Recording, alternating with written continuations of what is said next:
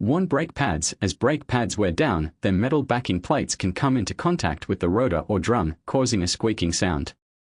Glazed brake pads. If brake pads are subjected to high temperatures, such as from excessive braking, they can become glazed, meaning the surface of the pad becomes hard and shiny. This can reduce their effectiveness and cause them to make a squeaking sound. Dirty or contaminated brake pads. Dirt, oil, or other contaminants on the surface of the brake pads can cause them to make a squeaking sound when they come into contact with the rotor or drum. Rusty rotors or drums. If the rotors or drums are rusty or have a buildup of debris on them, this can cause the brake pads to make a squeaking sound as they rub against the uneven surface.